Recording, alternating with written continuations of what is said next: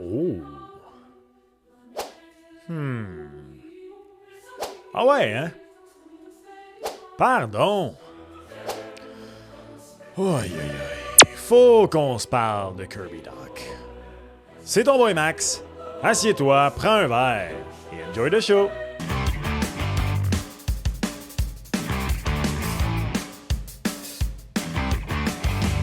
What's up tout le monde, c'est ton boy Max. 30 points! Au moment de l'enregistrement de cette vidéo, c'est la trajectoire sur laquelle est Kirby Doc au quart de la saison 2024-2025. Évidemment, c'est pas beaucoup pour un joueur dont on a fait l'acquisition chez le Canadien dans le but qu'il devienne un rouage offensif important, voire carrément le deuxième centre de l'organisation. Évidemment, ses performances divisent énormément. Ça va de passons à autre chose, on jette la serviette, il a été blessé 1 an, voulez-vous bien lui donner le temps, bâtins.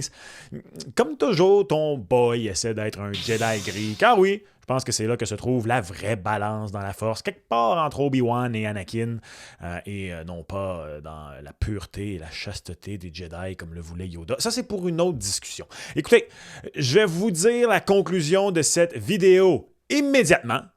Ben non, pas vrai. On va pas vous la dire tout de suite. Il faut que vous restiez. Ce que je vais vous dire, par contre, c'est que les casquettes, les crewnecks, les cotons wattés, hoodies, t-shirts de la collection Montréal du club sportif sont toujours disponibles au v-nation.ca dans l'onglet Votre boutique d'équipe, le club sportif. Et savez-vous quoi? Si vous commandez avant le 15 décembre, ben vous le recevez avant Noël. C'est-tu pas beau ça? Ça va avoir du gros drip comme ton boy, juste à temps pour le temps des fêtes. Maintenant, soyez 100% honnête. Que vous soyez de l'école de pensée qui ait besoin de temps ou non, pas mal convaincu que vous vous mentez à vous-même si vous ne trouvez pas, à tout le moins, que le début de saison du grand numéro 77 n'est pas un petit peu décevant. Je sais que ça prend du temps à se remettre sur pied, qu'il faut lui donner du temps, même que je suis d'accord en grande partie avec tout ça. Mais la blessure au genou, c'est pas une carte de sortie de prison qui te permet d'avoir une saison chill, pas être bon. Faut pas tomber dans la complaisance et baisser les attentes.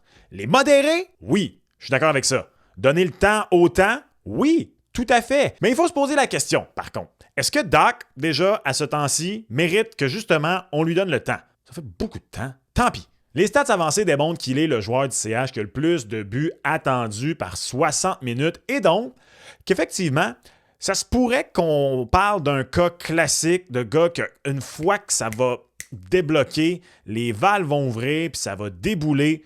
Honnêtement, argument recevable. Également, un argument recevable. Et si Doc était une bonne remorque, un bon wagon, et pas une bonne locomotive, ça se peut-tu, ça? Je m'explique. Au début de la saison 2023, je pensais vraiment qu'on allait le voir devenir une locomotive. Le genre de gars que tu regardes au sein d'une attaque et tu te dis, lui, c'est un de ceux qui drive l'attaque. Et c'est plutôt là que je vais personnellement avec Kirby Doc. C'est là qu'elle est la clé pour moi. C'est pas on jette la serviette, on jette pas la serviette, centre pas centre. C'est est-ce que Doc, c'est une locomotive ou c'est un wagon?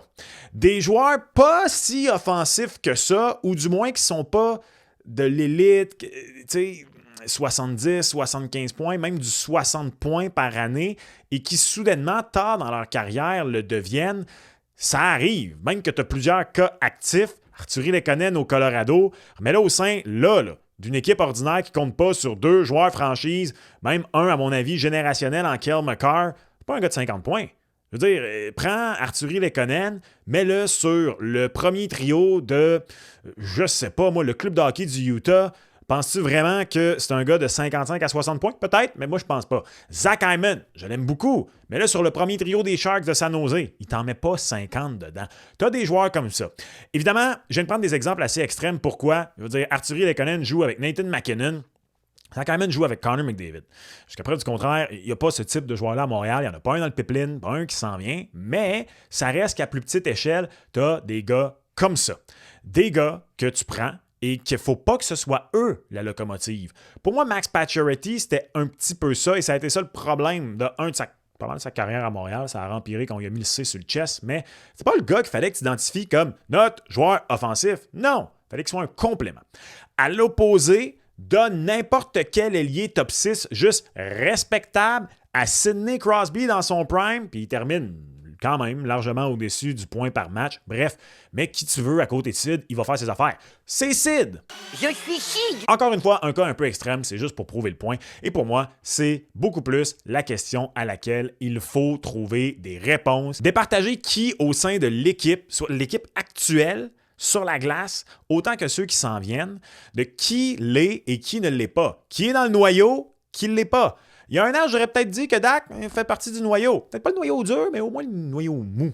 Aujourd'hui, pas si certain. Ceci étant dit, peu importe où vous vous situez dans le dossier, le Canadien n'abandonnera pas, même si les partisans et les médias, oui. Bon, d'abord, il semble vraiment y avoir un clash, là. Les partisans, et c'est bien correct, je ne juge aucunement ni les partisans, ni les médias, ni moi-même. Pas de jugement ici. Safe space. Bref, il y a un clash. Les partisans, je trouve qu'il y a tendance beaucoup trop à y avoir de gens qu'on refuse, ne serait-ce même que la critique de Doc, sous prétexte qu'il a été blessé, il faut lui donner le temps. Et du côté médiatique, je trouve effectivement qu'il tape pas mal sa tête, un petit peu trop. Il y a comme une zone grise quelque part ici, là, où on peut essayer de se situer. Donc, le Canadien n'abandonnera pas. Ça, pour moi, c'est garanti. Pourquoi? Avez-vous porté attention à ce que fait Kent Hughes depuis qu'il est en poste? D'abord, définissons abandonner. Là. Quand je parle d'abandonner, on peut peut-être se rendre compte que ce n'est pas un joueur de centre, qui serait encore une fois d'ailleurs Alexandre Galchenyuk, Jonathan Drouin, qui ne cesse de se répéter. Mais bon, que voulez-vous? La roue tourne. Non, si Kirby Dach devient un bon ailier à Nick Suzuki, mettons, ou peu importe qui devient le deuxième centre, puis est un bon ailier de deuxième trio, ça pour moi, là, c'est pas une question d'abandonner. Décevant? Oui. Bien sûr, surtout considérant le prix qu'on a payé et ce qui était le plan établi. Donc décevant, oui. Catastrophique? Non. Loin de là. Non, quand j'entends les gens dire qu'il faut passer à autre chose et qu'il ne sera pas un bon joueur offensif, là, pour moi, on parle d'abandonner. Donc, de laisser aller, de ne pas avoir le retour sur investissement, quoi que ce soit. Je vous dis que si vous pensez ça, vous n'avez pas suivi ce que fait Kent Hughes depuis qu'il est à Montréal, ben regardons.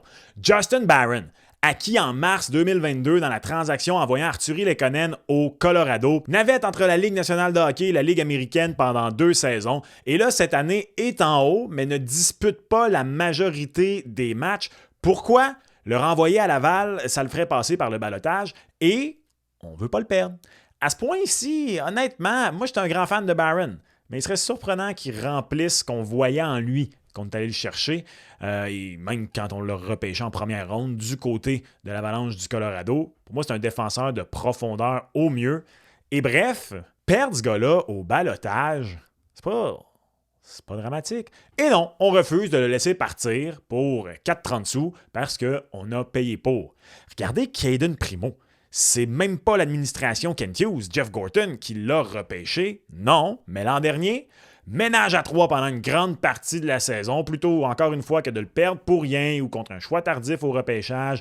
Et clairement, Primo, respectueusement, ben ton boy a abandonné. Je suis désolé, moi j'ai abandonné dans le cas de Caden Primo. Au mieux, un gardien numéro 2 derrière un des bons gardiens qui reste encore dans la Ligue nationale de hockey, qui joue au-dessus de 60 matchs par saison, un Connor Hellebuyck ou un Andrei Vasilevskiy, et c'est à peu près ça.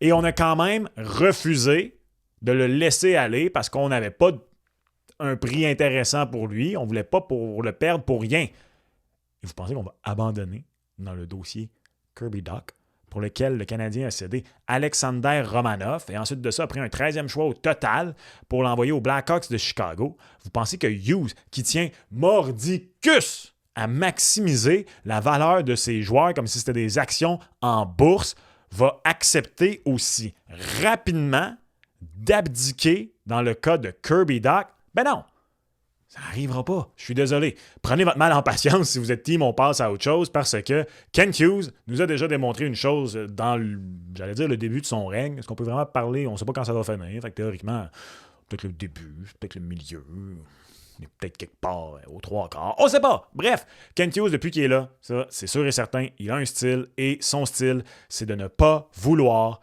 perdre après des investissements. Ça peut être une bonne chose, ça peut être une mauvaise chose. Je pense que tout est dans le dosage. Par exemple, dans le cas de Caden Primo, pour moi, clairement, on s'est trompé. Peut-être que dans celui de Justin Barron, peut-être que finalement, il va revirer les choses de bord et on va se rendre compte qu'on était trop sévère au début et qu'effectivement, s'il devient un bon défenseur de troisième paire, droitier, ça vaut quelque chose.